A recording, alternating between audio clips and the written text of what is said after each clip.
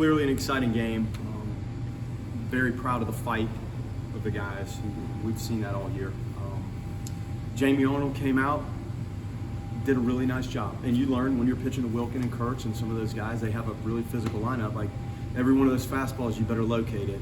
And he did, and that was really the only blemish on his day. But I was proud of the way he kept at it. And his slider, I thought his breaking pitch, you guys can probably see better than me. I thought it started to tighten up there a little bit at the back end of the outing. And he had thrown earlier in the week, and that was probably more than he had thrown in any stretch. And having come off what he did on Tuesday, we just felt like that was about enough. And just looking at his long-term outlook here, we didn't want to overdo it. And then the other guys on the back end, like Army pitched really good. I mean, his strikeouts started to mount. Jamie struck out a good handful of people, and you could see how difficult, if you look back to yesterday, they're not an easy group to punch out.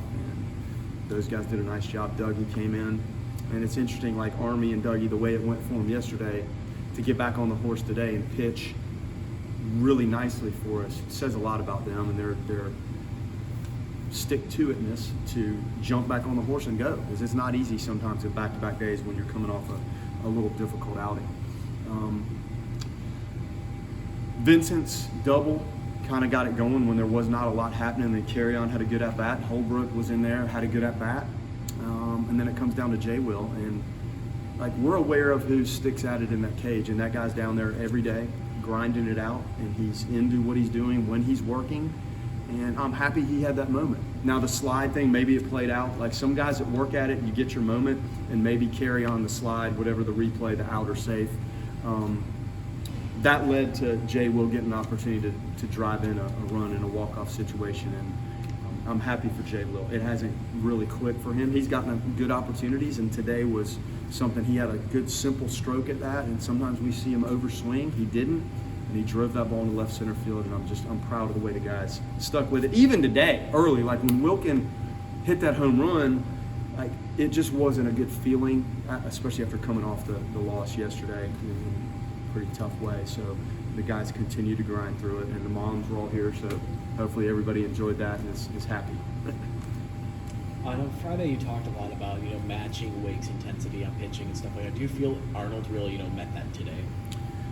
I thought Jimmy did a nice job. Like, we still have to figure out the secondary pitches. It's hard to consistently perform at this level if you don't have a really good secondary pitch in play.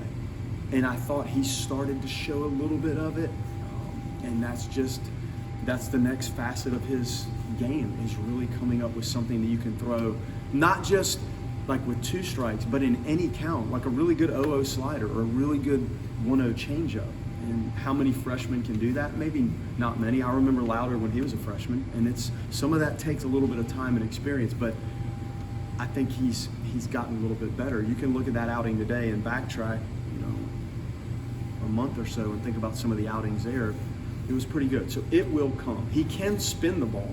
If you can't spin it, it's hard to ever figure out how to really spin a good breaking ball. He's got it. It's just his arm action is a little tricky for him to repeat and manage and really rip those things. And then he'll get the changeup too. And once he does that, that good lively fastball is just going to play more. He's just not going to have to throw it as much as he does now.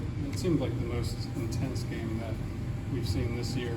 I guess just one, from your point of view, I guess just how intense was it down there in the dugout, and 2, just how happy were you with the way they handled the moment? Well, there's a lot of this stuff that goes on. And it seems in baseball in general to have escalated a little bit. And there's moments that I didn't think used to be something that would create somebody chirping at somebody else, but we do see it. And once that starts, I mean, clearly they're a very talented team, but I think once it starts on both sides, then things start to ramp up and people start looking for a reason to get intense or get emotional. There's really only one thing you can do to kind of contain and throttle that, and that's play well and focus on the things that allow you to win games and play good baseball. So that part of it can't override what you're having to do to focus and navigate and perform within the game. If that adrenaline from the excitement allows you to play a little bit better, great. If that's taking us out of our game or them out of their game, then it's a really misdirected sort of energy that probably doesn't play out for you in the long run. Now, after the game, the excitement and let it fly a little bit. But they're a good team, and I think we have a guy on our team that was there, so there's some of that, just knowing Ox knows those guys, and I think that sometimes adds to it. And I'm happy he pitched well in his outings this weekend. So yeah, it was intense, and it was good, and it was a good win. But what happened yesterday and you got eliminated from the postseason? Did you talk to the team today about that at all and still trying to keep a good mindset? Is that In a roundabout way, yes. They owe it to themselves, their teammates, fans, families to come out and play hard and play good baseball. And there's times you feel like you're on top of the world and you still have that same obligation and responsibility. So don't let that slip because the season ends after next weekend. You can't. Like these moments are too valuable, and there's a million people that would trade with us in a second to be in this program and playing in a game like this. So if that being out of it takes you away from your game, then you shouldn't be playing at this level, and you probably don't appreciate what you have like you should. What do you try to get out of these last 4 games? We Well, I have the guess this youngest game, team. We may have the youngest team. I haven't gone through everybody's roster, but we need to play. Like every chance we get to play, we need to play. I mean, think about what Jamie Arnold learned today. The play Cam Smith made at the end of the game. Titan Kamaka getting at bats. I mean, and Tibbs and Ferrer, they're sophomores. And Whitaker's these guys we need to play. So what do you get out of it? You get moments like this that are exciting and gives them something to hang on to and some confidence down the road. So that's what it is. We need to play. And there's Ben Barrett needs to pitch, and Doug Kirkland needs to still figure out how to do this. And you can just go on and on with the necessity to just log experience and play the game. Do you see them embracing that mentality?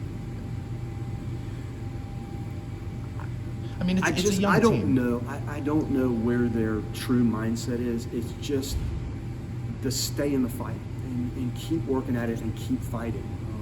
So how we get to the point where you see them continue to fight, I can't tell you exactly the ingredients in that mixing bowl to get them to go. But they do. And I think there is an eagerness to get better and perform and win. I know this hasn't gone how we want it. This is the youngest group I've ever been around in my life. So they need every inning and every pitch and every ground ball and every rep to get better. Like if you don't approach it with some focus and intensity, you're almost going through the motions, and I don't feel like that's what is happening right now. And I assume you don't have to adjust your mind. I don't know how often you've ever coached where you've had a finish line that's coming in a week. I don't know if you've ever been in this position. I was, my first couple of years at Greensboro were very, very, very difficult. My first years at Mercer as an assistant, very, very challenging. Like unthinkable challenging. Like this seems unthinkable. Like I've been through it 3 times, and it's not easy, but I try to stay the course with what I'm doing and how I approach them in hopes that helps them a little bit. Now, it's not easy. Like, this isn't the conversation I want to have. I don't want to be answering these questions. Like, I want to be talking about, are we in a position to host? Like, that's what this ultimately is about. But I really can't control that right now. I can just control how we prepare them. And our assistant coaches do as good a job as anybody I've ever been around at preparing the guys to go out, to have a chance to be in position to know what's going on and have a chance to win. And we keep doing that. And it's your job. And that's how we should approach it. And I hope that rubs off on the guys. And with that in mind, only a week left, can a walk-off win over the number 1 team in the country with such a young team, do you think there's any momentum that can be propelled going into the offseason? 100%. Like 100%. For Cam to go make that play, or for Rank to come in and catch and make that throw, you need to see the work paying off. And this has been, you guys may know, is this the most difficult schedule after this weekend? I'm the representative for the ACC, so the rest of my night will be breaking down everybody's strength of schedule. It's got to be up there. So what more can they have thrown at them? Nothing. But making these plays and delivering some key at-bats and key moments, like those are worth 100-fold times what a round of BP and round in the cage and hitting off the machine and fielding a fungo. Like when you do it in this moment, yes, it does create some confidence and an excitement about the work you have done paying off in a winning style. Do you have any updates on Diama's? I know you said he was going to get an X-ray.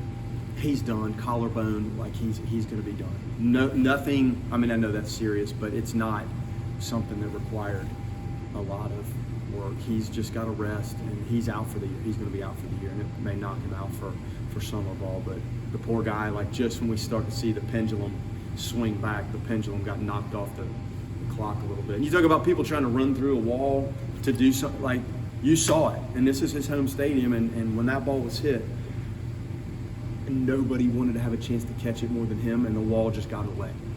And it's unfortunate, but he's going to be a really, really nice player. Awesome. All right, thank you. man. Thanks, Coach. Fellas, thank Congratulations. you. Appreciate it.